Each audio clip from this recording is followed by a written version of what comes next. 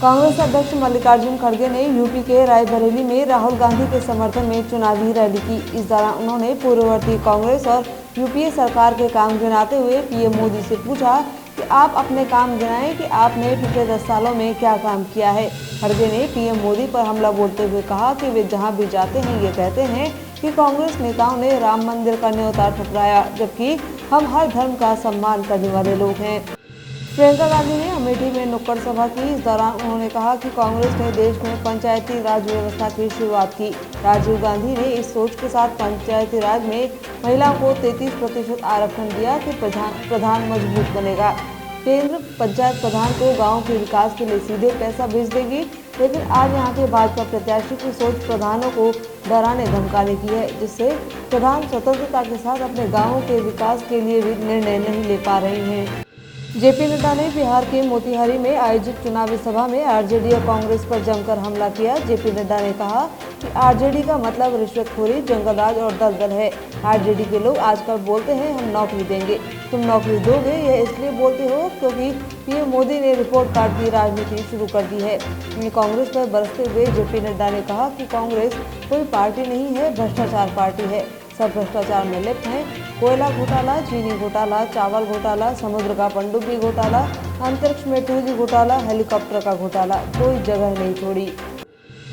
भाजपा प्रवक्ता शाजिया इल्मी ने स्वाति मालीवाल केस में दिल्ली सीएम अरविंद केजरीवाल और आम आदमी पार्टी पर तीखा हमला बोला। उन्होंने कहा कि लोग 13 मई को सुबह मुख्यमंत्री आवास में हुई घटना का काला सच जानना चाहते हैं।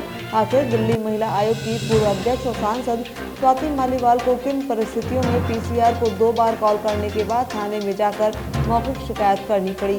भाजपा नेता ने कहा कि मुख्यमंत्री के घटना में संज्ञान लेने की बात कही गई है, लेकिन यह कैसा संज्ञान लिया गया है कि 2 दिनों तक एक महिला सांसद गायब है। इस स्थिति में दिल्ली की महिलाएं इस सरकार से क्या उम्मीद रख सकती हैं।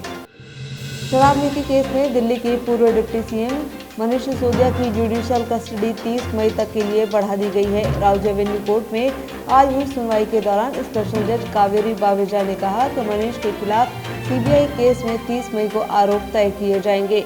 सिसोदिया ने आरोपों पर बहस रोकने के लिए एक याचिका दिल्ली हाईकोर्ट में भी दायर की है। इस पर 24 मई को सुनवाई होनी है। कैबिनेट मंत्री किरोड़ी लाल मीणा ने समर्थकों द्वारा मुख्यमंत्री बनाए जाने की मांग पर अपनी प्रतिक्रिया दी। उन्होंने कहा कि मैं बगावत किस लिए करूं? मैं कोई मुख्यमंत्री का उम्मीदवार नहीं हूं, न ही पहले मुख्यमंत्री का उम्मीदवार था जो मैं बगावत करूं। किरोड़ी मीणा ने कहा कि समर्थक तो मुझे मुख्यमंत्री ही नहीं राष्ट्रपति भी बनाना चाहते हैं, लेकिन सब समर्थकों के कहने से मैं बागी हो जाऊं, यह लोकतंत्र में नहीं चलता है, न ही ऐसी हमारी पार्टी की विचारधारा है।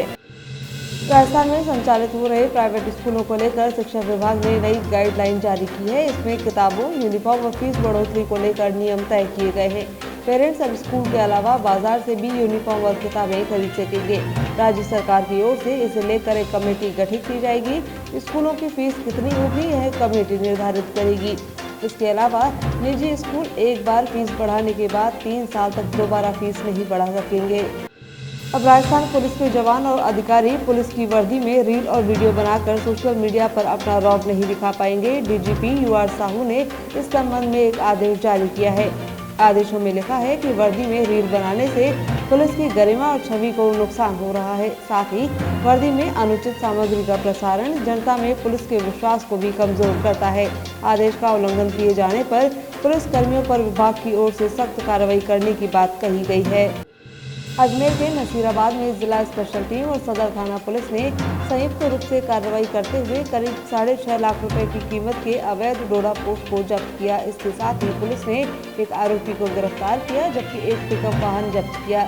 जानकारी के अनुसार अवैध रूप से 231 किलो 350 ग्राम डोडा पोस्ट की तस्करी करते हुए आरोपी को पुलिस ने गिरफ्तार किया है।